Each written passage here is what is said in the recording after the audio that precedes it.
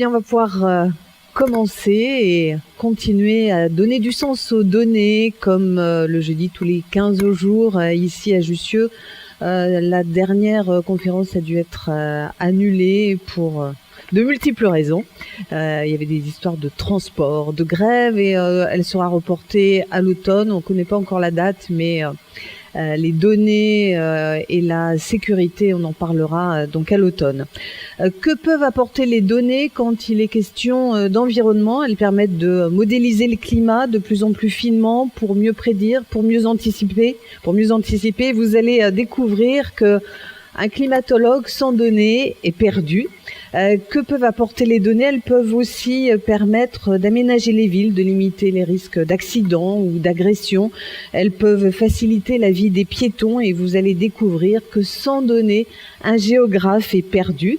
Dialogue ce soir donc entre une géographe et une climatologue informaticienne.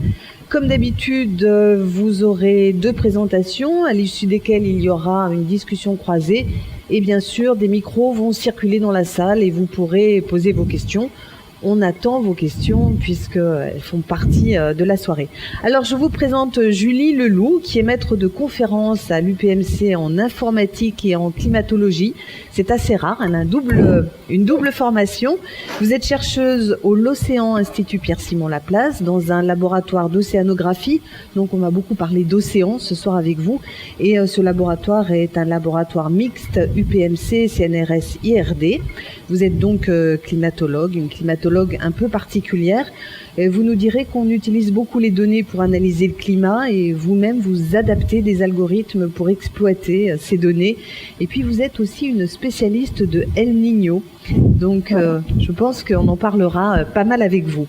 À vos côtés, Florence Huguenin-Richard, chercheuse au laboratoire ENNEC Espace Nature et Culture. C'est un laboratoire Paris-Sorbonne CNRS. Alors vous vous présentez carrément comme une géographe pas exotique. Vous travaillez sur les politiques d'aménagement et tous les sujets qui ont trait à la ville durable vous intéressent.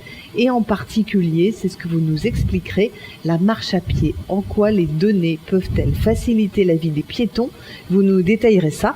Mais on va commencer avec vous, Julie Leloup, si vous voulez bien, quand il est question du climat et de El Niño. Que vous apportent les données? C'est ce que vous allez nous expliquer. Oui. Alors, bonsoir. Je vais en effet vous présenter quelles données on utilise pour étudier le climat. Alors je vais forcément avoir je vais être un petit peu biaisée et m'intéresser beaucoup aux données qui portent sur l'océan, parce que je travaille dans un laboratoire d'océanographie, donc c'est principalement les données que j'ai à manipuler. Donc en sciences du climat, quand on traite les données, il s'agit d'identifier un problème climatique, de sélectionner les données qui vont nous permettre de représenter ce problème, et puis de l'autre côté, de développer des méthodologies pour modéliser le problème et essayer de le résoudre, si on peut. Donc il s'agit d'extraire de l'information utile et significative des grands ou pas, jeux de données hétérogènes pour répondre à des questions posées en sciences du climat. Alors on a donc d'une part les données qui sont composées d'observations et de modèles, et d'autre part comprendre la variabilité climatique qui inclut comprendre des processus particuliers, mesurer le changement climatique par exemple, ou encore simuler le climat et prévoir son évolution. Alors par exemple, je vais illustrer un petit peu tout au long de la présentation avec un point de vue particulier sur le phénomène El Niño qu'on peut étudier à la fois dans le passé, ou le passé lointain ou moins lointain, qu'on peut étudier aussi sur les événements récents. Vous avez probablement entendu parler de l'événement qui vient de se passer en 2015-2016. Et on peut aussi essayer de voir comment le phénomène El Niño va répondre au changement climatique. Alors, donc les données, on a d'une part les observations qui sont composées de différentes sources. Il y a bien sûr pas tout, je vais pas être exhaustive. Et donc j'ai principalement axé sur l'océan. Et puis d'autre part, on a aussi des données de modèles. Et c'est pareil, je vais pas du tout être exhaustive parce que les modèles, ils sont très nombreux. Il y a des modèles qui qui doivent simuler le climat dans son ensemble, globalement. On a des modèles qui sont régionaux aussi, qui vont plus simuler une région en particulier et qui vont peut-être avoir une résolution plus élevée, avoir une grille plus fine, etc. On a des modèles qui simulent que l'atmosphère, des modèles qui simulent que l'océan. On a des modèles qui sont couplés, qui vont avoir à la fois l'océan et l'atmosphère. Je parle pas du cycle du carbone, de la végétation, mais ça fait aussi partie de ces modèles. Et on a des modèles aussi qui sont beaucoup plus axés sur un processus totalement idéalisé et dont l'objet est simplement de comprendre des phénomènes de manière idéalisée. Donc il y a vraiment plein de sources de données possibles. Alors je vais commencer avec les campagnes en mer. Donc on voit ici une rosette que l'on plonge dans la mer, donc, et qui est équipée de capteurs.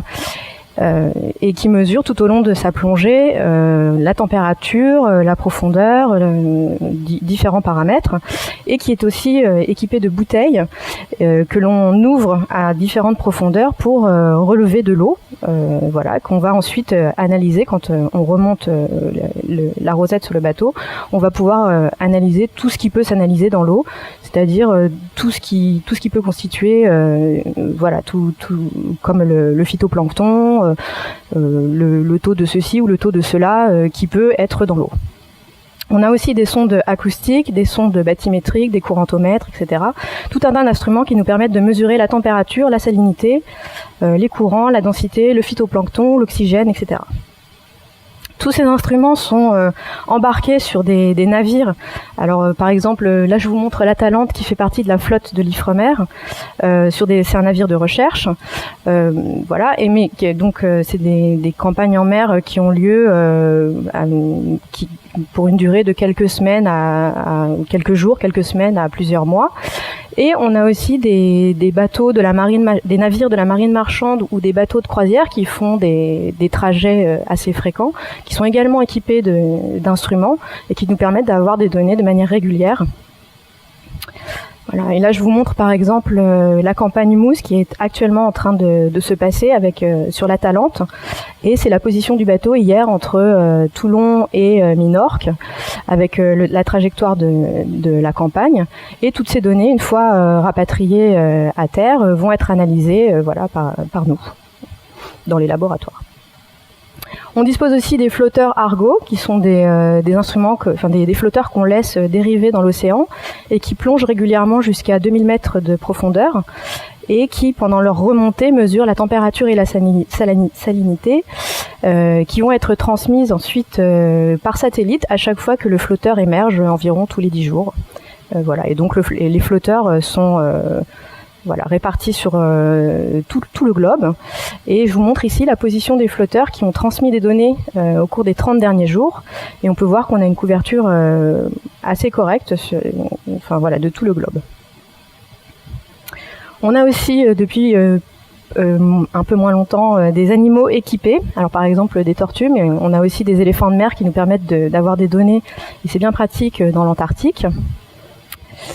On a aussi des bouées qui sont fixes, qui sont ancrées au fond de l'océan et qui mesurent en continu et qui transmettent plus ou moins en continu par satellite le vent, la température de l'air, la température de la mer à différentes profondeurs, la salinité, courant océanique, etc. Et par exemple, je vous montre ici le réseau Tao Triton qui est déployé dans l'océan Pacifique et qui nous permet de surveiller El Niño plus ou moins en continu, donc dans tout le bassin Pacifique. On a également des gliders qui sont des planeurs sous-marins autonomes qui font des trajets en dents de scie dans l'océan, qui plongent et remontent à la surface et transmettent toutes leurs mesures à chaque fois qu'ils émergent. Par exemple, et qui mesurent donc, qui sont équipés de capteurs qui peuvent mesurer la température, la salinité, l'oxygène. Et certains sont aussi équipés de capteurs qui permettent de mesurer des paramètres biogéochimiques par exemple, ainsi que la fluorescence, la pénétration du flux solaire, etc., la chlorophylle, voilà.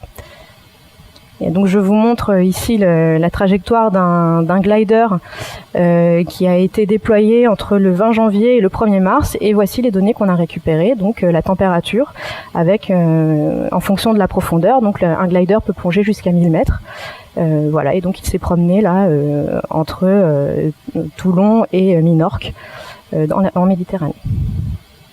On a bien sûr les satellites qui mesurent de manière indirecte un certain nombre de paramètres, comme ça va de la température de la surface de la mer, précipitations, couverture de glace, des nuages, jusqu'à la couleur de l'eau. Et par exemple, je vous montre ici l'anomalie de température de surface de la mer telle qu'elle a été mesurée par un satellite le 6 juin 2016. Donc on voit que El Niño est terminé. Et si je vous montre la même carte il y a environ 6 mois, on voit que là on était très chaud dans le Pacifique. Là, quand c'est rouge, c'est chaud, donc on était très chaud dans le Pacifique et on était au moment du pic d'El Niño. Et si je vous montre la même chose, mais en 2002, qui était également un événement El Niño, on peut voir que ça nous permet de voir que les événements El Niño sont très variables d'un événement à l'autre. Les caractéristiques ne sont pas les mêmes, chaque événement est unique. Et donc, avec les satellites, on peut, avec ces données-là, ces données globales, on peut avoir une idée en gros, de la tête qu'a El Niño sur tout l'ensemble du bassin. On peut également regarder un paramètre comme la chlorophylle. Et là, je vous montre à gauche en octobre 2014, donc une année normale. Il n'y avait pas d'El Niño. Et en 2015, donc là récemment, c'était au moment du développement de l'El Niño. Et on voit que les signatures sont très différentes. Donc les satellites nous permettent vraiment d'affiner les caractéristiques des événements. On a également, donc j'ai parlé d'étudier El Niño dans le passé, par exemple, et donc pour cela on a ce qu'on appelle des reconstructions paléoclimatiques, c'est pas facile, à partir de différentes sources. Alors aussi surprenant que ça puisse être, donc on peut utiliser des coquillages, des bénitiers et aussi beaucoup les coraux. Alors ça, un certain type de corail, hein, tous les coraux ne peuvent pas être utilisés pour cela. Et donc, par exemple, les coraux, ils nous permettent d'avoir une résolution assez fine qui va quasiment au mois, en fait, et qui nous permet d'avoir une idée de la variabilité. Alors, on n'a pas forcément de valeur absolue parce que ce qu'on mesure, c'est ce qu'on appelle un proxy, donc c'est un intermédiaire. On utilise par exemple les isotopes, le delta O18, pour reconstruire la salinité ou la température de surface. Donc on n'aura pas forcément de valeur absolue, mais on va avoir une idée de la variabilité et ça nous permet de nous donner une idée de la variabilité El Niño dans le passé. Et par exemple là, je vous montre une synthèse qui a été réalisée dans le cadre d'un projet de recherche à l'aide de différentes données qui ont été compilées ensemble. Et grâce à ça, on a pu déterminer que, par exemple, au Middle-Holocène, il y a environ 6000 ans, l'activité ENSO était réduite par rapport à l'activité ENSO actuelle. El Niño, pardon. Alors voilà, tout ça c'était pour les observations et bien sûr il y en a plein d'autres, hein. Il y a les ballons sondes, les stations météo, etc. Moi j'ai beaucoup axé sur l'océan. Et maintenant je passe aux modèles. C'est pareil, donc les modèles, il y en a plein. Moi, je vais surtout parler de ceux qui sont utilisés dans le cadre du GIEC, donc pour principalement étudier le changement climatique. Donc, on réalise des simulations de climat différents, donc en changeant les forçages. Pour simuler le passé, on va, par exemple, pour simuler le Middle-Holocène, on va plutôt jouer sur l'insolation, puisqu'on sait que c'était le paramètre majeur qui contrôlait le climat à cette période-là. Mais pour le climat actuel ou le climat futur, on va plutôt jouer sur la concentration en gaz à effet de serre. Pour le passé, on peut aussi utiliser la couverture de glace. Bon, bien sûr, on prend en compte la topographie. Donc voilà, là les modèles dont je parle, les modèles que j'utilise sont principalement donc des modèles couplés entre l'océan, l'atmosphère, la glace de mer et les surfaces continentales. Et donc dans le cadre du GIEC, il a été réalisé ce qui s'appelle un exercice international CEMIP5 au cours duquel de nombreux groupes climatiques, de modélisation ont simulé un ensemble de climats en fonction de scénarios prédéterminés à l'avance. Donc actuellement, on a environ 27 groupes de modélisation qui ont en tout une soixantaine de modèles, ce qui fait énormément de... Enfin voilà, en 2012, pendant l'exercice de CMIP 5, on avait donc des pétabytes de données à analyser. Et pour l'exercice de 2017, on prévoit que la quantité de données va vraiment exploser. Et c'est principalement dû à l'augmentation des résolutions. Donc on a maintenant des résolutions plus fines dans les modèles. On prend en compte plus de processus et également le nombre de variables parce que par exemple on a rajouté le cycle du carbone à peu près de manière systématique, quoi. Voilà, donc on peut voir que au final, on a énormément de sources de données et ces données, elles nous arrivent sous différents formats. Alors on a, en fonction du phénomène que l'on souhaite utiliser, des données en une seule dimension, comme des séries temporelles. Quand c'est par exemple un enregistrement de corail, ça coûte cher, il faut aller le chercher au fond de l'océan, donc on n'a pas des millions de séries, on en a quelquefois seulement une. Donc il faut travailler à partir de ça. On peut avoir des données en dimension 2, donc typiquement une carte ou alors une coupe, par exemple une coupe en fonction de la profondeur, comme on avait pour le glider. Et puis après, on a des ensembles de séries comme des données en 3 dimensions, comme par exemple des ensembles de cartes satellites.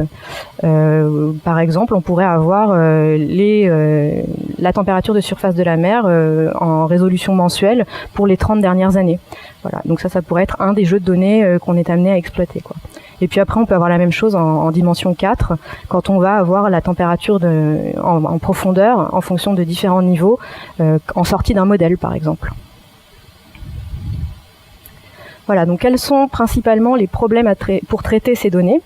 Donc là, par exemple, dans le cadre dans mon cas où je dois analyser les modèles du GIEC, un des premiers problèmes, c'est le fait que c'est volumineux, donc ça pose des questions de stockage. Ça pose aussi des questions de puissance d'ordinateur. Donc ça, je dirais que c'est un peu les aspects techniques. Mais depuis quelques années, en fait, de mon point de vue, le plus gros problème, c'est la complexité des données. C'est le fait que on doit manipuler des données en même temps, qui viennent de sources très différentes, qui sont à la fois complémentaires et très différentes, parce que la résolution n'est pas la même, parce que par exemple, quand je vais avoir des données glider, je vais être très localisée et je vais devoir comparer ça avec des données satellites qui me donnent un point de vue plus global. Donc voilà, donc là il y a un problème pour remettre tout ensemble pour pouvoir manipuler ces données. On a un problème aussi de surdimension, parce qu'on a des fois de l'information redondante. Si je mesure une information avec un glider et que je mesure une autre information avec une bouée, il faut que je puisse faire ressortir ce qui est vraiment semblable et ce qui est dissemblant entre ces sources de données. Et donc voilà, ce qui ressort de tout ça, c'est qu'en fait on a à manipuler des données qui sont complexes, qui sont à la fois indépendantes et non indépendantes dans ce qu'elles représentent de la nature. Et puis on a des problèmes plus liés à la statistique, le fait que jusqu'à maintenant on utilisait beaucoup des méthodes qui supposaient que les phénomènes avaient une certaine linéarité. C'est pas vraiment le cas, donc il faut développer des méthodes qui tiennent compte des spécificités de chaque donnée. Et voilà, donc à titre d'exemple, juste pour illustrer, c'est un des algorithmes qu'on est amené à utiliser quand on manipule par exemple des cartes satellites ou des sorties de modèles. C'est des algorithmes à base de réseaux de neurones. Donc on voit en haut à droite, on va dire que c'est l'échantillon avec toutes les cartes. Par exemple des cartes mensuelles de température de surface de la mer qui sont moulinées dans l'algorithme pour finalement ressortir tout en bas un ensemble de cartes qui serait une sorte de synthèse de ce qui est dans nos données d'origine, donc des classes entre guillemets. Et donc à partir de ça, on peut explorer un certain nombre de bases de données. Et par exemple, ici, on a classé les événements El Niño et La Niña, qui est le pendant froid du phénomène El Niño. Et on voit chaque petit rectangle est la simulation de la température de surface de la mer au niveau de l'équateur, dans le bassin pacifique.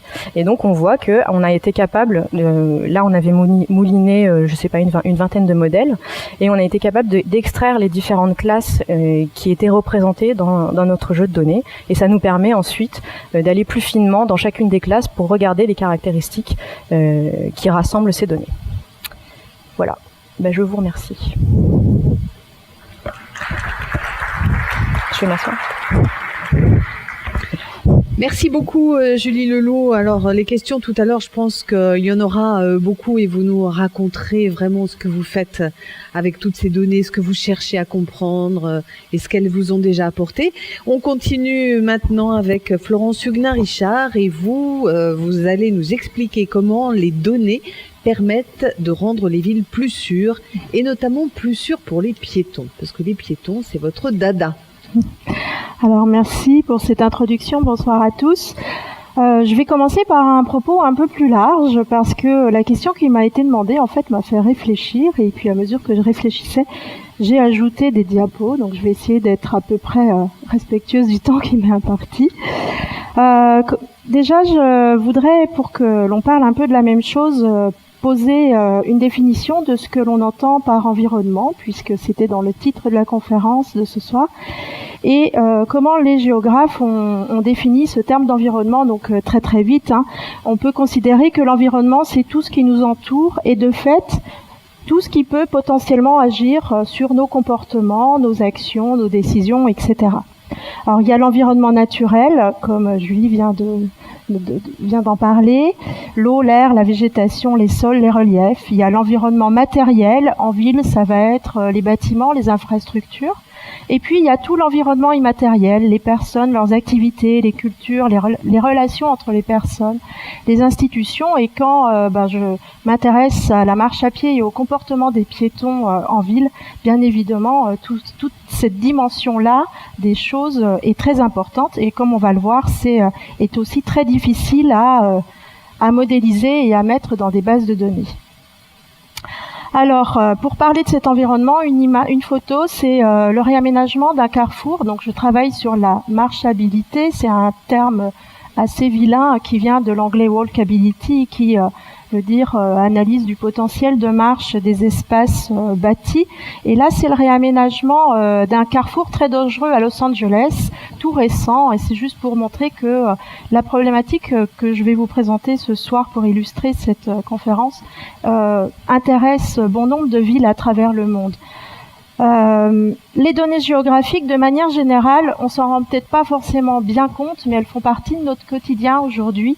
Maintenant que nous sommes connectés à nos smartphones, par exemple, un arrêt de bus, quand on lit les temps d'attente, alors bien évidemment, un temps d'attente, c'est une donnée temporelle, mais pour avoir cette information temporelle, il faut des données géographiques, à savoir la position du bus, la position des stations qu'il doit desservir, et puis un calcul des vitesses et des distances, des vitesses, et après du temps d'attente.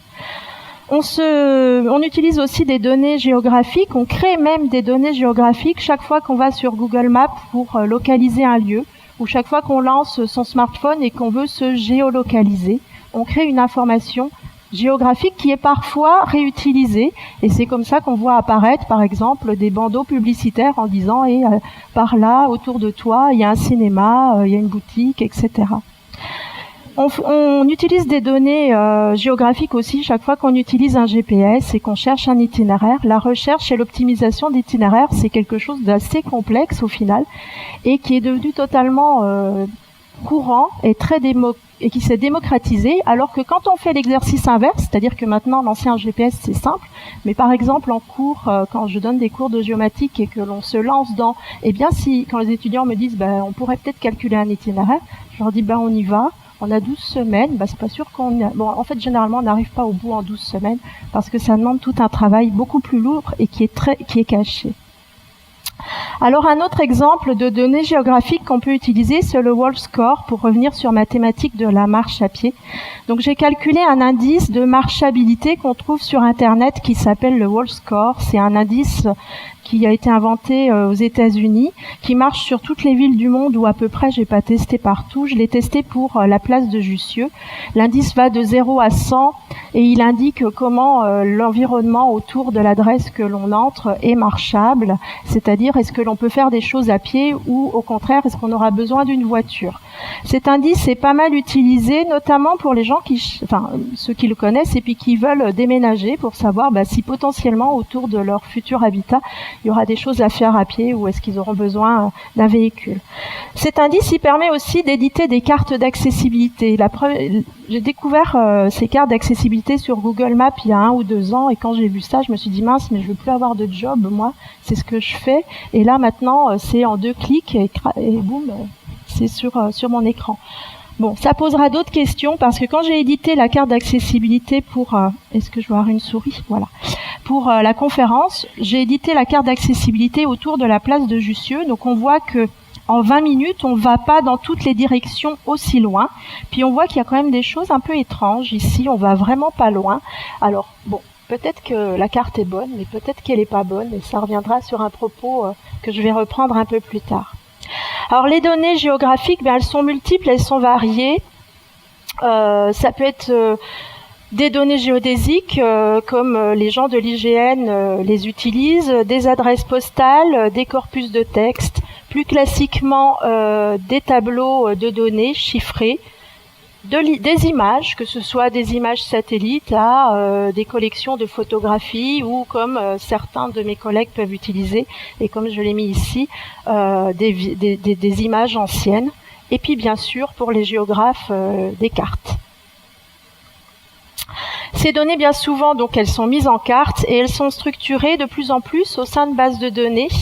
Alors il y a des très grandes bases de données qui existent aujourd'hui, qui sont gérées par des grands organismes comme l'IGN ou encore une base de données sur l'environnement à l'échelle européenne qui s'appelle Corinne Landcover. La liste, elle serait très très longue, je ne l'ai pas faite à l'exhaustif bien évidemment. Ces bases de données, elles sont parfois gratuites pour le chercheur, parfois payantes. Donc là, il y a un premier souci au niveau de l'accès à cette information géographique. Et surtout, elles sont d'une richesse qu'il reste à exploiter. Ces bases de données, elles vont permettre de modéliser l'environnement, c'est-à-dire qu'en modélisant l'environnement sur une carte, on accepte de simplifier cet environnement. Et elles vont être rendues, la visualisation de ces données et de cet environnement va être fait en 2 dimensions. Donc on fait une mise à plat de choses qui existent sur un territoire. Et donc pour cela, on va devoir accepter des règles strictes qui nous viennent de la sémiologie graphique. Alors un exemple ici, imaginons le monde réel, un village, un étang, une route, des petites forêts et des champs autour. Si je veux faire une carte de ce monde réel, je vais avoir 2 possibilités. Soit je fais une carte en mode raster ou mode matriciel, c'est-à-dire que je vais utiliser des pixels, je vais mettre une couleur ou un code numérique dans chacun de ces pixels. Et par exemple, le rouge sera codé en 4 et ça sera attribué à tout ce qui est urbain. Les petits pixels, les petits carrés verts seront pour tout ce qui est forêt, etc. Ou alors, je vais travailler en mode vectoriel et là, je vais devoir représenter le monde qui m'entoure avec 3 objets graphiques qui sont soit un point, soit une ligne, soit un polygone. Le point va pouvoir changer de couleur, la ligne va pouvoir changer de figuré, elle va pouvoir être épaisse, continue, pointillée, de couleurs différentes, mais au final, quand même, j'ai un choix assez limité au niveau graphique pour représenter les choses. Et donc, cette mise en carte et la création toujours de plus importante à la fois de données qui sont géoréférencées et informatisées a donné naissance au cours des années 1960-70 à un nouveau domaine. C'est pas une discipline à part entière, c'est plutôt un domaine qu'on appelle la géomatique et que l'IGN définit comme l'ensemble des sciences et techniques de l'information géographique. Ce terme de géomatique, qui vient de la contraction de deux autres termes, et en fait dans les années 1960-1970, du travail en commun de deux champs disciplinaires, à savoir la géographie d'un côté et l'informatique. Donc ça nous vient de la contraction de ces deux termes. Et quand on fait de la géomatique, eh bien, on exploite les données dites géographiques. Alors, tous les géographes ne font pas de géomatique. Et puis, il y a pas mal de non-géographes qui font de la géomatique. Donc, c'est là où on se retrouve avec des frontières un peu floues au niveau des disciplines. Ensuite, nos données, elles ont des sources de plus en plus variées et de plus en plus nombreuses. Soit elles sont institutionnelles, soit elles peuvent être créées par des collectivités locales, par des chercheurs et même par des individus lambda. Et aujourd'hui, de plus en plus, ce que l'on voit émerger, ce sont les données collaboratives, c'est-à-dire les individus qui eux-mêmes, en se connectant sur des applications, vont alimenter des bases de données qui vont être mises en open source et que nous, en sciences humaines, on va pouvoir réutiliser en prenant garde à un certain nombre de choses, évidemment. Alors, quand on a des bases de données et des données et qu'on est géographe, il faut en faire quelque chose de ces données, il faut les faire parler. Et en géomatique, pour analyser ces données, on utilise de manière assez courante une branche des mathématiques et des statistiques qui a vu le jour, pareil, dans les années 1960-70, au moment où l'informatique a émergé, et qui s'appelle l'analyse spatiale. Alors c'est la même chose, il y a plein de géographes qui font pas d'analyse spatiale, puis il y a plein de non-géographes qui font de l'analyse spatiale. Les climatologues font de l'analyse spatiale, les épidémiologistes, donc c'est pas quelque chose qui est propre aux géographes, et on peut être géographe sans jamais toucher de base de données, ni même utiliser de méthodes d'analyse spatiale.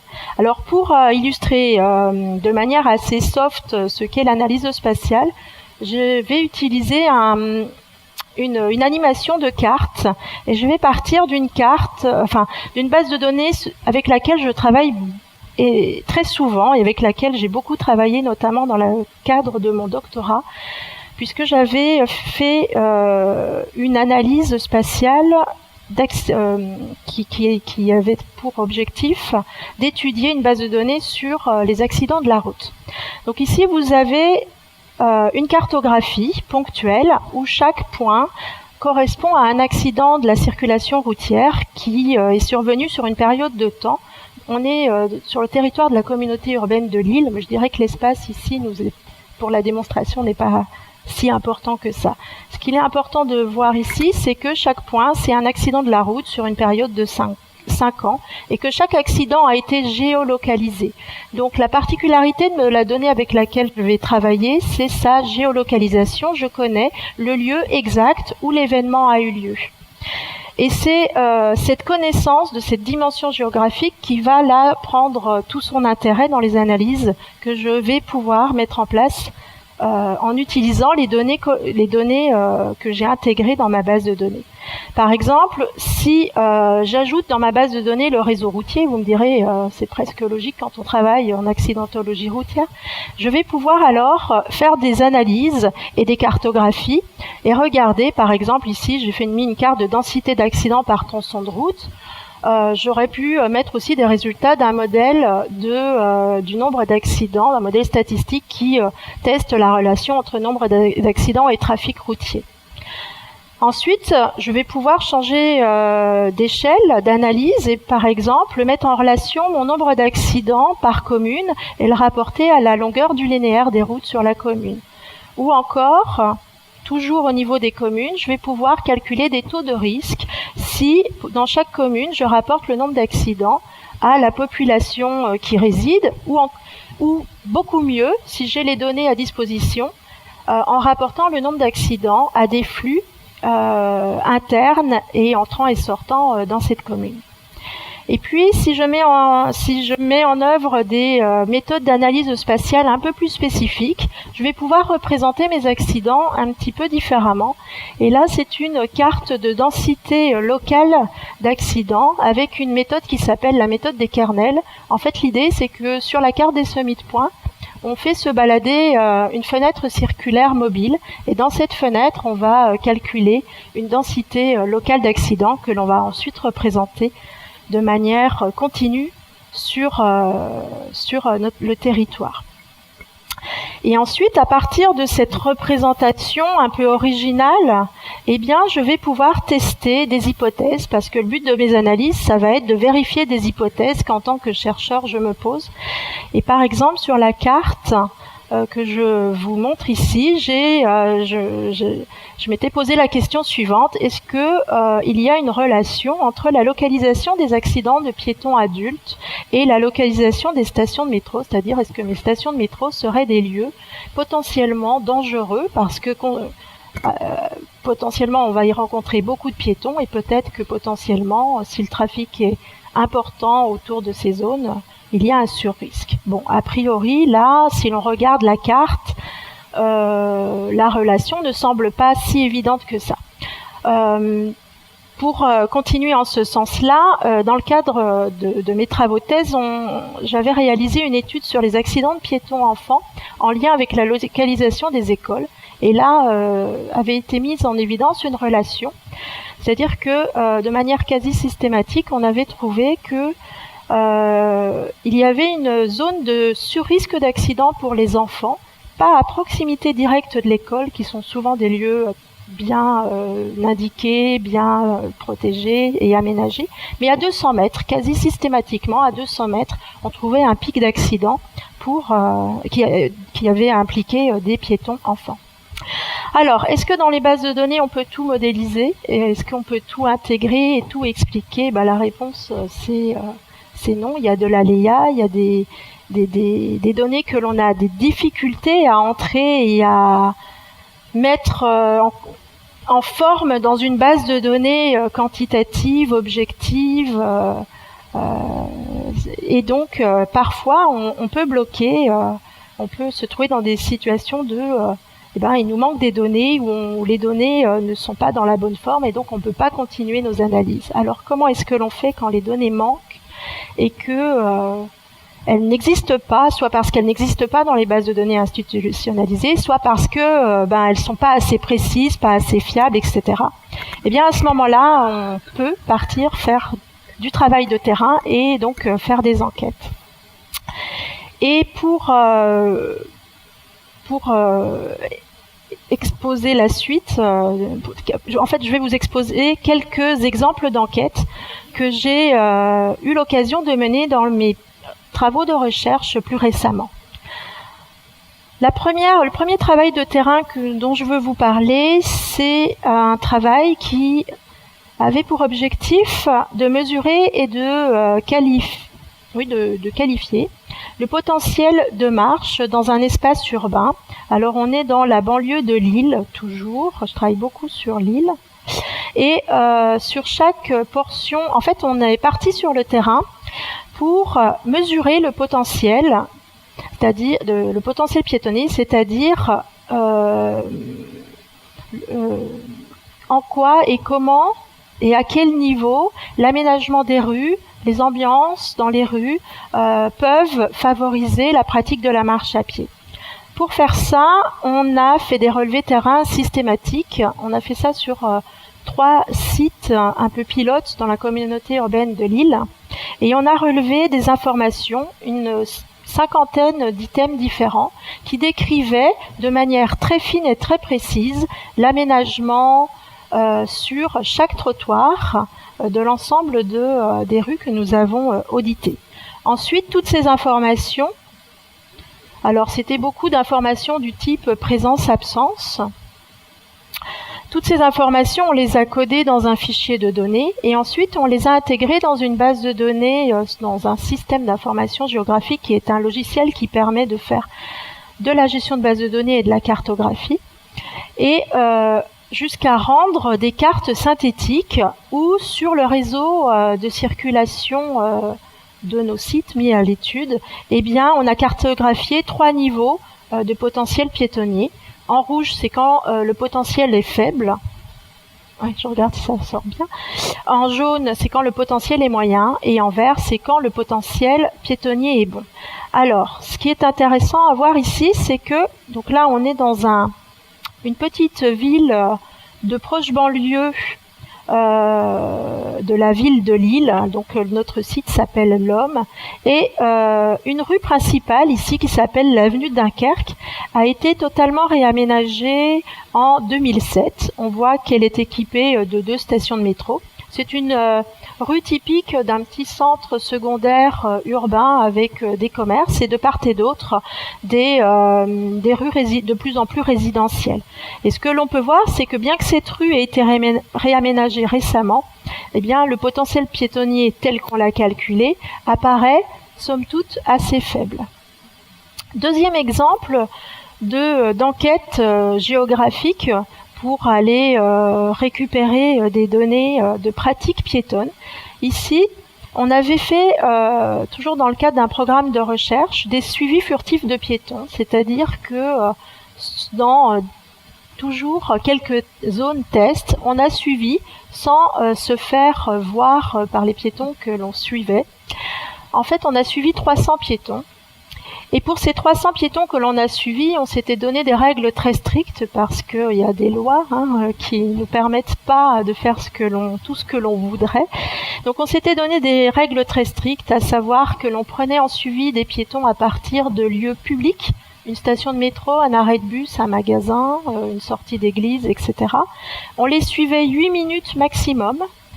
Et quand ils s'arrêtaient et entraient dans un bâtiment, on ne notait pas l'endroit exact de leur arrêt, mais on notait le carrefour le plus proche de l'endroit où ils s'étaient arrêtés, de manière à ce que l'on ne repère pas, par exemple, leur domicile. Ces piétons, on n'est pas entré en contact avec eux, c'était un choix que nous avions fait. En revanche, on avait noté certaines caractéristiques. Est-ce qu'ils étaient jeunes, vieux, une femme, un homme? Est-ce qu'ils marchaient avec une canne, une poussette? Est-ce qu'ils avaient des enfants? Est-ce qu'ils étaient... Bon, tout un tas de choses. Et surtout, on a cartographié de manière très très fine leur stratégie de déplacement dans la ville, à savoir sur quel trottoir ils marchaient, où est-ce qu'ils ont traversé, mais à très haute précision, c'est-à-dire au mètre près. Et ensuite, on a intégré tout cela dans une base de données géographique. Et donc, vous avez 2 exemples de cartes où l'on montre à la fois le point de départ, le point d'arrivée. Le point de départ, c'est le rond avec le petit fond blanc. Le point d'arrivée, c'est là où il y a la flèche. Chaque rond en pointillé rouge ou vert montre des lieux de traversée. Rouge, c'est quand le piéton avait traversé hors passage, et vert, c'est quand il a traversé sur passage.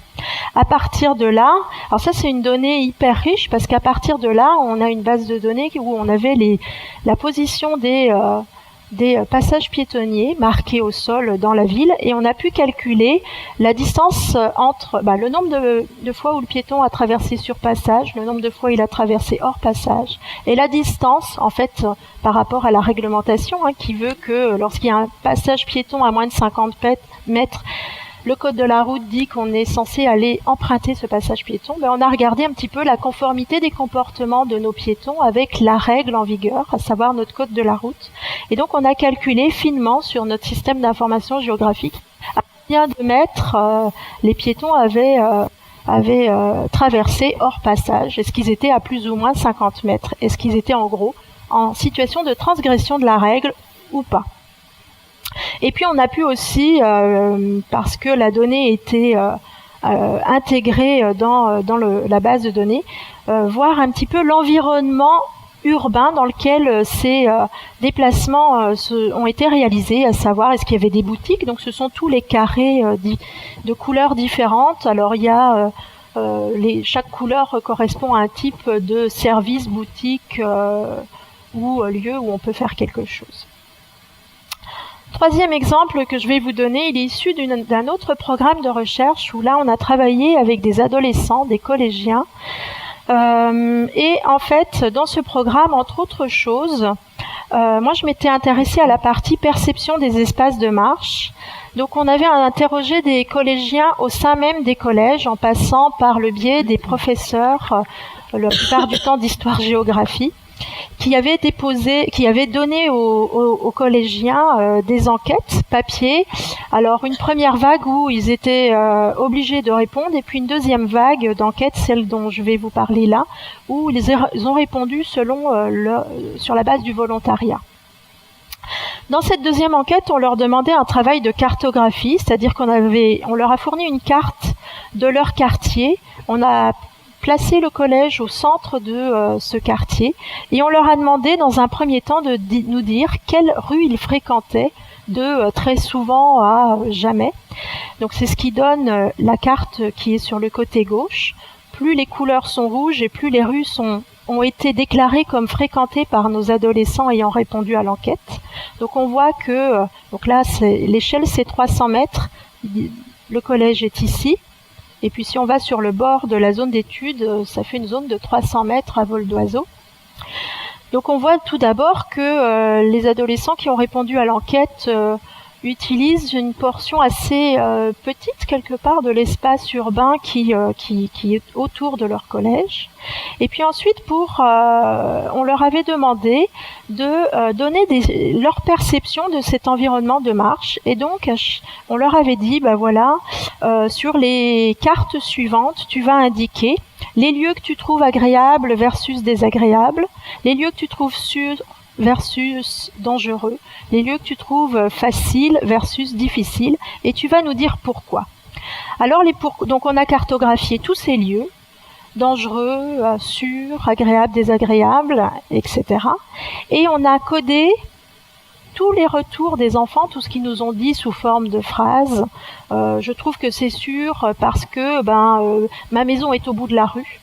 Je trouve que c'est sûr parce que une chose ou une autre, peu importe. On a codé tout ça sous forme d'items et on a mis tous ces items, on a en fait géoréférencé tous ces items pour ensuite pouvoir éditer une carte des perceptions.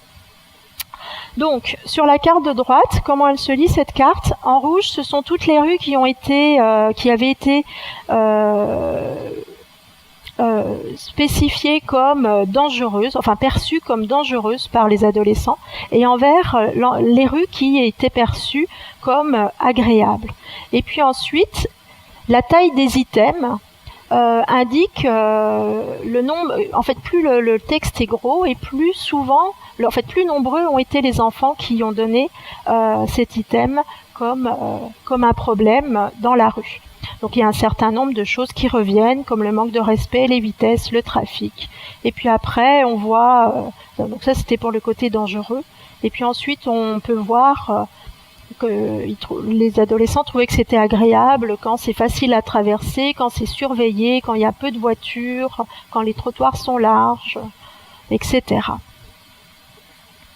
Donc au final, ce que j'aurais envie de vous dire en conclusion, c'est que la question des données en géographie, elle est essentielle parce que sans données, on n'a pas grand-chose à dire et à faire. En revanche, aujourd'hui, je vois quelques limites et questions par rapport à nos pratiques et par rapport à l'accès à ces données. Tout d'abord, il y a une question d'éthique. On l'a bien vu avec mon exemple de suivi de piétons. Jusqu'où on peut aller dans la collecte de données? À quel moment j'ai le droit de collecter ces données?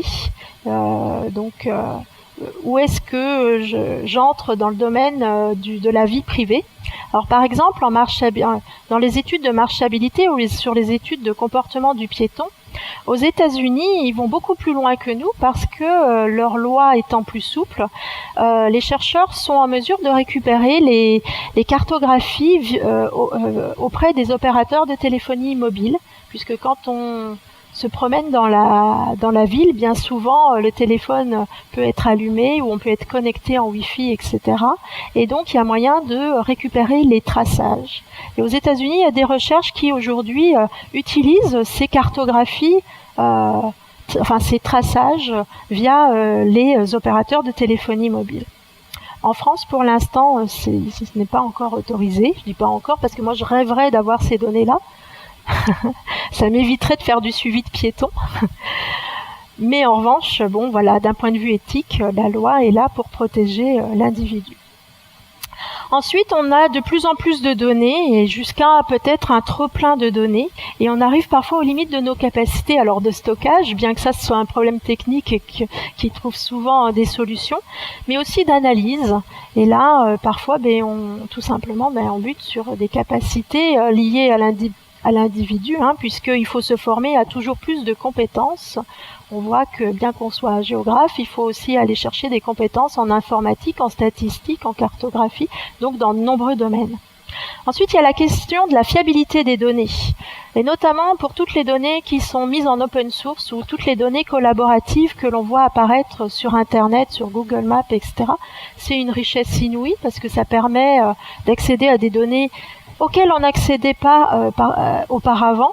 Mais en revanche, ça ne résout pas le problème de la fiabilité. Ça veut dire que quand on récupère des données en open source sur Internet, bien souvent, il faut quand même aller sur le terrain vérifier qu'on n'est pas en train d'utiliser des données qui sont fausses ou inexactes, auquel cas ce sont nos résultats qui sont faux ou inexacts. Et enfin, actuellement, ma question la principale sur laquelle j'ai des difficultés, ou en tout cas la question qui me pose... qui me fait travailler en ce moment en recherche et me fait innover dans mes recherches, c'est comment rendre compte dans des bases de données, notamment par rapport à tout ce qui touche l'environnement, du sensible, des perceptions, des ambiances, des émotions. Et c'est d'autant plus vrai sur mon sujet qui a trait aux pratiques piétonnes, puisque de vos pratiques, vous devez bien vous en rendre compte aussi. Nos émotions entrent énormément en jeu dans nos pratiques piétonnes.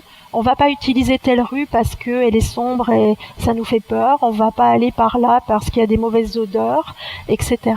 Donc il y a tout un tas d'attributs relatifs à l'environnement, qui sont des attributs qui relèvent plus du sensible et des émotions, et qui sont beaucoup plus difficiles à mettre en boîte dans nos bases de données, et qui sont pourtant très intéressantes. Voilà. Merci de votre attention.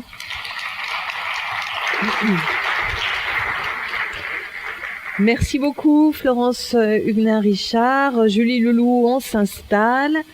Et voici venu le moment des questions croisées. Alors Florence Huguenin-Richard, vous avez terminé avec des questions de fiabilité, des questions d'éthique. Julie Leloup, est-ce que vous, dans votre pratique, dans l'utilisation de vos données, ce sont des questions que vous vous posez aussi? La fiabilité. La fiabilité, oui, parce que sinon, sur l'éthique, à part peut-être sur les animaux, oui. Mais sinon, non. Mais sur la fiabilité, oui, parce que de toute façon, à partir du moment où on fait une observation, une mesure, on sait qu'il y a des erreurs, ne serait-ce que par les instruments qui mesurent. On est toujours obligé de tester nos données, quoi, de les valider. Vous recroisez, vous revalidez. Comment exactement. Vous faites? C'est exactement ça. C'est croiser, comparer avec ce qu'on a déjà fait, comparer avec d'autres sources de données, surtout que maintenant on en a pas mal, donc voilà, c'est exactement ça. Et vous, comment est-ce que vous faites face à ce problème de la fiabilité? La fiabilité, c'est par... quand on récupère une base de données, un fichier Excel par exemple, déjà on met son nez dedans et on va voir s'il n'y a pas des erreurs qui sont trop choquantes, tout simplement. Et puis après, c'est retour sur le terrain, si l'on peut, si c'est possible, et vérification. Alors, quelles sont les questions toutes les deux auxquelles vous essayez véritablement de répondre? On a bien compris quelle était votre façon de travailler, on a compris comment vous récoltez vos données, donc il y a des sources multiples. Mais derrière tout ça, il y a des questions. Quelles sont les questions véritablement auxquelles vous essayez de répondre, Florence Huguenin-Richard? Vous nous avez montré ces cartes avec les quartiers piétonniers, mais qu'est-ce qu'il y a derrière? Quelle est la question? La question, c'est une question de plus grande envergure. Ce qu'on essaie de faire, c'est de comprendre les stratégies et les comportements du piéton. C'est-à-dire, comment est-ce qu'il choisit son itinéraire pour aller d'un point A à d'un point B? Quelles sont les logiques qu'il met en place? Alors, ça va dépendre de son âge, ça va dépendre de tout un tas de choses, de son âge, de son genre, si c'est une femme, un homme, s'il est accompagné, s'il est pressé, etc. Donc on va essayer de comprendre quelles sont les stratégies des piétons dans leur diversité. Et puis au niveau sécurité aussi, on va chercher quelles sont les tactiques de traversée. Et là, ça va être pour améliorer l'aménagement des villes peut-être, et l'aménagement des lieux de traversée, peut-être changer les règles ou faire faire évoluer un certain nombre de choses. Julie Leloup, quelles sont les questions qui sont derrière vos recherches ? Alors il y en a plusieurs, mais en général ça tourne autour d'El Niño. Et en ce moment je suis assez intéressée par les impacts d'El Niño, donc mieux comprendre ce que va probablement devenir El Niño, et en particulier l'impact que ça peut avoir sur les récifs coralliens, sur le blanchissement du corail. Donc on sait actuellement, je m'intéresse en particulier au blanchissement massif, donc qui concerne des régions à grande échelle. Donc quand un corail blanchit tout seul dans son coin en réponse à une maladie, ou voilà, ça m'intéresse. C'est pas l'objet de mes recherches. Par contre, quand ça blanchit à grande échelle, on sait que c'est une signature du changement climatique, et donc essayer de mieux contraindre les paramètres pour définir les aires marines protégées par exemple, ou des régions qui sont plus à même de blanchir, travailler avec des biologistes marins pour essayer de faire le lien avec la taxonomie, donc les types de coraux qui sont affectés, etc. Donc pour l'instant c'est un des sujets qui m'intéresse. Vous ne travaillez donc pas seul, vous travaillez en collaboration avec d'autres spécialistes. Oui, beaucoup. Et vous, Florence Hubner-Richard ? Je travaille en interdisciplinaire aussi sur les trois programmes que je vous ai montrés. Il y avait des géographes, mais des psychologues, sociologues, anthropologues. J'ai travaillé avec des informaticiens, des statisticiens, donc c'est rarement seule aussi. Et toutes les deux, vous êtes des grandes spécialistes de mathématiques, d'algorithmes ? Pas du tout. Non. Non, j'ai eu une formation littéraire, et en fait je suis venue à la statistique, à la cartographie d'abord, et ensuite à la statistique par la force des choses, et parce que je me posais des questions qui nécessitaient de retourner, d'utiliser des bases de données. Je dirais que c'est les questions que je me suis posées qui m'ont amené aux outils que j'ai utilisés. Mais je les ai longtemps fuis, ces outils. Mais aujourd'hui, vous êtes obligé de les maîtriser. Ce que vous nous avez montré, c'est quand même le résultat d'une certaine maîtrise.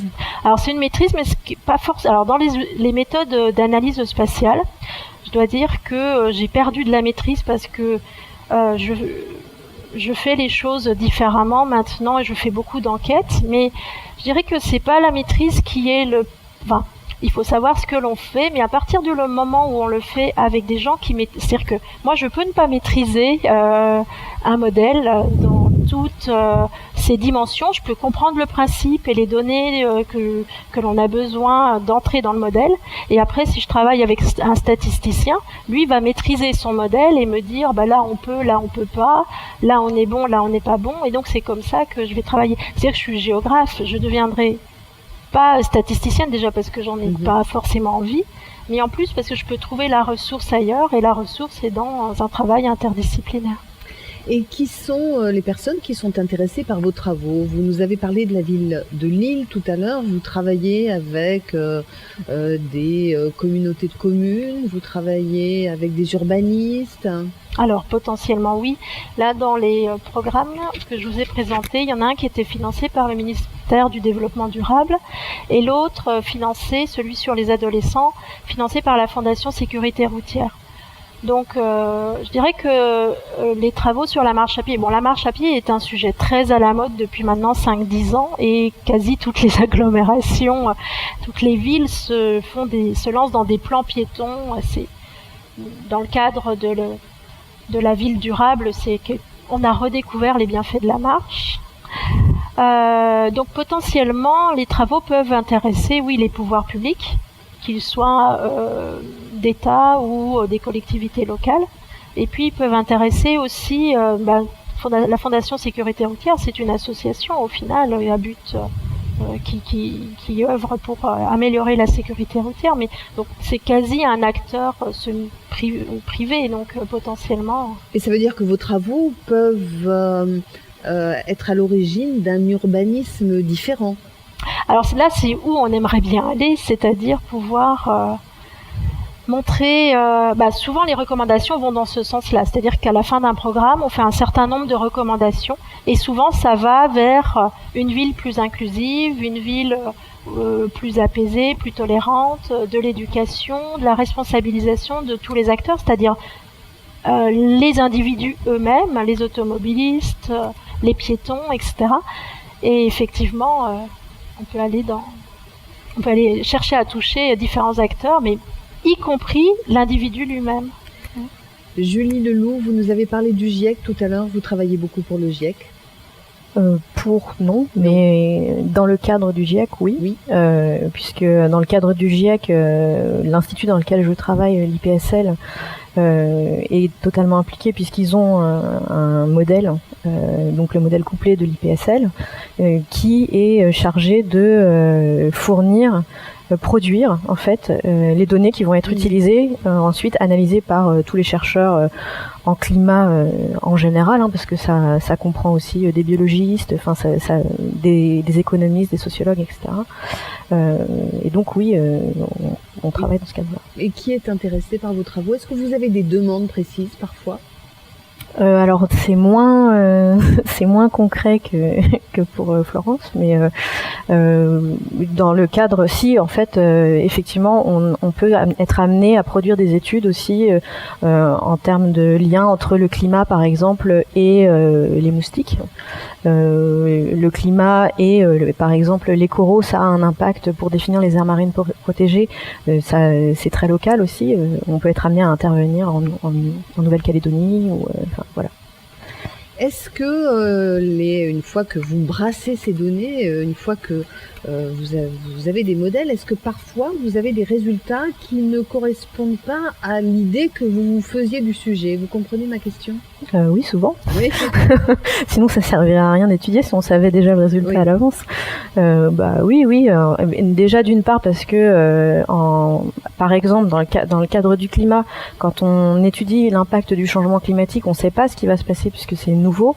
Les échelles de temps sont nouvelles. On a pu observer du changement climatique il y a 10 000 ans, mais c'était sur des périodes de temps très très longues. Là, on demande au climat de s'ajuster dans un laps de temps qui est beaucoup plus court. Donc oui, ça met en œuvre des processus qu'on n'anticipe pas forcément avant de commencer les analyses. Le dernier résultat qui vous a étonné? Je sèche un peu là. Bon, je vais poser la question à Florence et puis après vous y reviendrez. Ça vous arrive aussi d'obtenir des résultats qui ne correspondent pas à ce que peuvent penser des maires par exemple ou des élus? Quand un élu dit ma ville est durable, il n'y a pas de pollution, et vous pouvez constater que non, au niveau de la pollution atmosphérique. Alors, on peut obtenir des résultats contraires à nos hypothèses. De toute façon, quand on commence une recherche, on émet des hypothèses et les analyses qu'on va faire sont là soit pour valider, soit pour réfuter l'hypothèse. Et dans la recherche, oui, on peut obtenir le résultat qui est le contraire de ce qu'on cherchait et l'accepter en tant que tel. On peut aussi ne pas obtenir de résultat, c'est très frustrant, mais ça fait partie des choses auxquelles on est parfois confronté, c'est-à-dire faire des levées de subventions, monter tout un programme, et puis en fait, ce qu'on cherchait n'est pas là. Et puis effectivement, parfois on peut aussi voir des choses qui n'ont pas tellement envie d'être vues ou pas trop connues ou reconnues. Donc, oui, c'est... Par exemple effectivement, au niveau de la pollution atmosphérique, on sait aujourd'hui que c'est quelque chose qui est qui est étudié bien évidemment, mais pas forcément à la bonne échelle, tout simplement parce que jusque-là, peut-être les méthodes n'étaient pas là, ou la question pas assez présente dans le débat social. Et dans les programmes sur lesquels je travaille de manière parallèle à la marchabilité, il y a cette question de l'évaluation de la pollution en ville. Oui, en tant que chercheur, on présuppose que l'état des polluants est plus impactant et plus important que ce que l'on dit de manière générale, parce que on n'a pas encore suffisamment regardé, ou quand on regarde, on ne publie pas forcément des choses.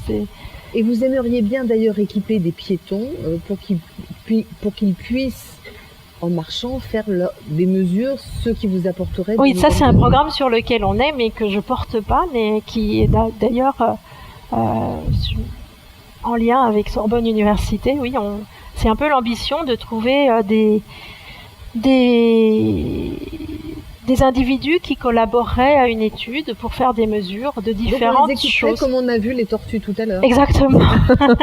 Mais je dirais que l'équipement du piéton, c'est que nous, on a choisi de faire des suivis furtifs, mais équiper des piétons, c'est des choses que d'autres chercheurs font.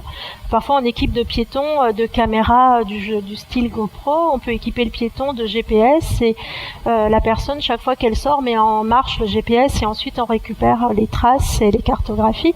C'est des choses qui se font déjà, qui posent un certain nombre de problèmes techniques parfois, mais ce sont des choses que l'on fait déjà. Julie Leloup nous a dit tout à l'heure que finalement, un des problèmes aujourd'hui, c'était cette grosse masse de données. Parfois, il y en a trop. Est-ce que c'est quelque chose que vous vivez aussi? Oui, quand ça remplit mon ordinateur. Et c'est peut-être encore plus vrai en sciences sociales parce qu'on est moins équipé. Je pense que dans les laboratoires de recherche en sciences tout court.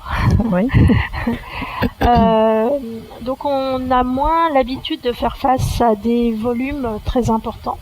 Et puis cette question du volume, déjà c'est qu'en tant qu'individu humain, on peut vite être dépassé par des gigaoctets de données. Ne serait-ce que pour faire le ménage sur son disque dur, c'est vraiment les bases de données des programmes dont je vous ai parlé, c'est plusieurs gigas chaque base de données. Donc déjà rien que pour les passer à son collègue, ça pose des problèmes. Il faut des équipements, donc il faut de l'argent pour s'équiper, équiper les équipes, travailler à plusieurs, etc.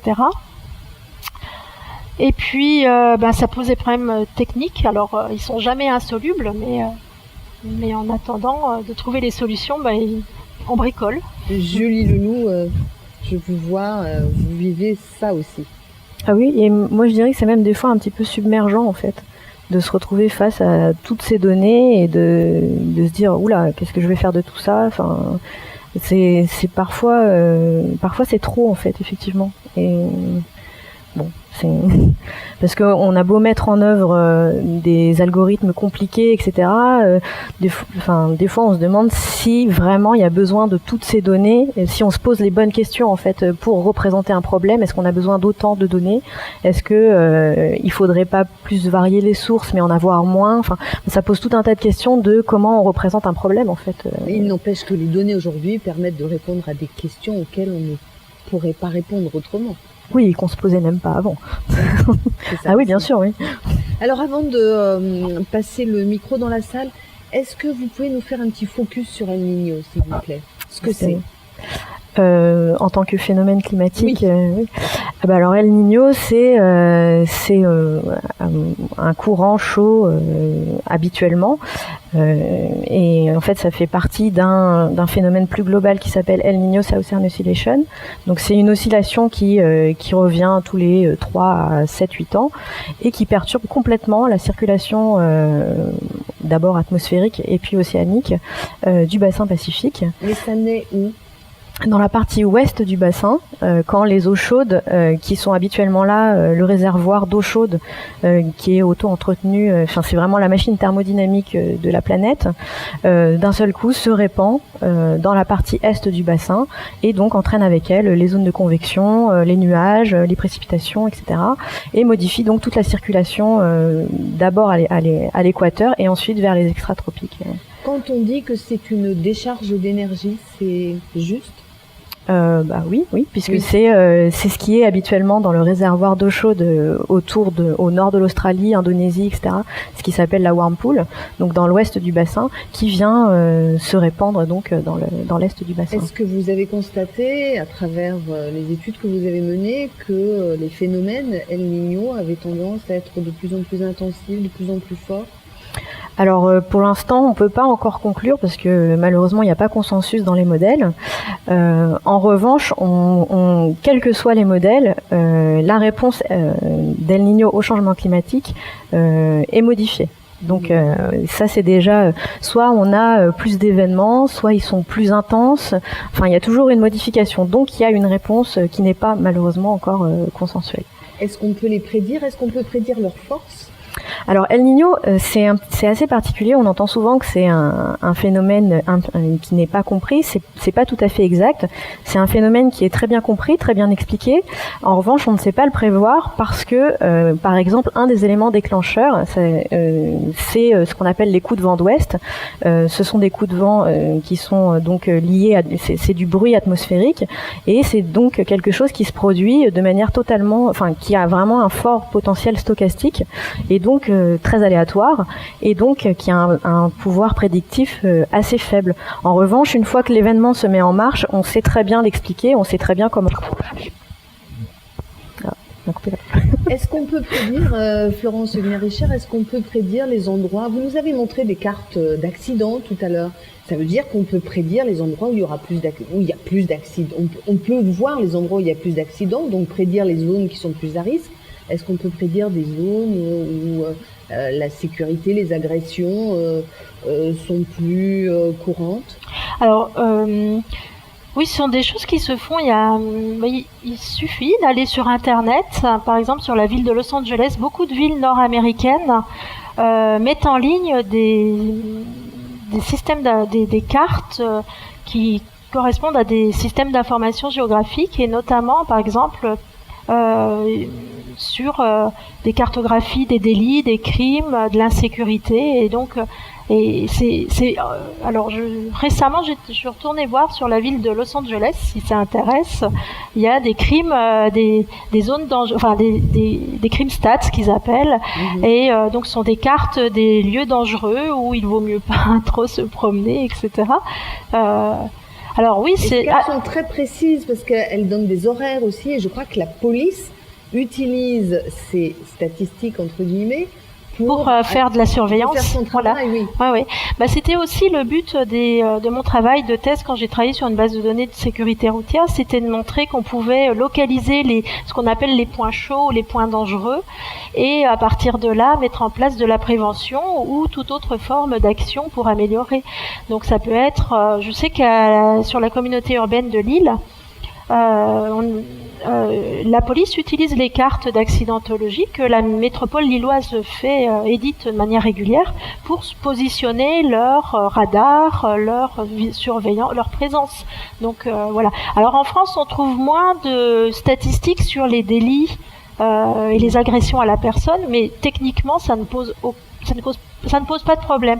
Je pense que le problème qui se pose en France, c'est l'accès à l'information, c'est-à-dire le droit d'avoir accès aux délits et au PV et à toute cette information qui doit être confidentielle et pas suffisamment protégée pour qu'un chercheur la récupère. Vous êtes chercheuse associée avec un laboratoire de Montréal. Est-ce qu'il y a de grosses différences entre l'Amérique du Nord et la France? À quel niveau? Au niveau des données, des résultats que vous pouvez obtenir, de la façon de travailler. Alors de la façon de travailler, je ne peux pas répondre parce qu'en fait je pense que j'ai beaucoup adopté leur façon de travailler. Ça fait 15 ans que je travaille en parallèle avec des chercheurs québécois. Et bon nombre des études que je mène, on les mène dans les deux pays, en faisant des levées de subventions dans les deux pays. Et on compare parce que ce qui nous intéresse, mais qu'on n'a pas encore réussi à vraiment analyser, c'est les différences culturelles. En quoi les pratiques de la marche à pied, du vélo, en quoi la sécurité diffère entre l'Amérique du Nord et puis la France. Et est-ce que derrière ces différences de pratiques, mais aussi de sécurité ou d'insécurité, il n'y a pas au final une question de culture? Voilà. Mais pour l'instant, enfin ça c'est quelque chose vers lequel on tend, mais... Alors vous utilisez des données locales et vous utilisez plutôt des données internationales forcément pour le climat. Oui. Même pour les mesures, il y a tous les modèles a priori sont en accès pas libre mais quasi pour tous les chercheurs. Donc tout ce qui se fait dans le cadre du GIEC est disponible pour toute la communauté. Après les campagnes, les mesures, tout ce qui est par exemple les mesures de coraux, etc. C'est pas toujours ça devient disponible une fois que ça a été exploité par les gens qui ont été faire ces mesures et petit à petit, ça devient disponible à l'ensemble de la communauté. Les données spatiales vous apportent beaucoup? Bah oui, même si elles sont aussi, elles sont aussi à valider parce que encore une fois, c'est des mesures indirectes. Et puis il y a aussi des problèmes de capteurs, etc. Donc toutes les données sont à valider, quoi. Les données du spatial, les données venues de l'espace, vous n'en avez pas parlé? Alors moi, j'en ai pas parlé parce que j'utilise pas beaucoup, mais effectivement, bon nombre de mes collègues qui travaillent en géographie de l'environnement au sens plus strict que ce que je fais moi, c'est-à-dire l'environnement physique pour lutter sur la biodiversité ou des choses de ce genre. Eux travaillent beaucoup avec l'imagerie satellitale, effectivement. Et le GPS. Et le GPS, oui. Oui, même les drones, enfin plein de choses de ce genre, oui, bien sûr. Alors vos questions sur les données en rapport avec l'environnement, sur le climat, sur les villes, la marche à pied, les accidents, El Niño.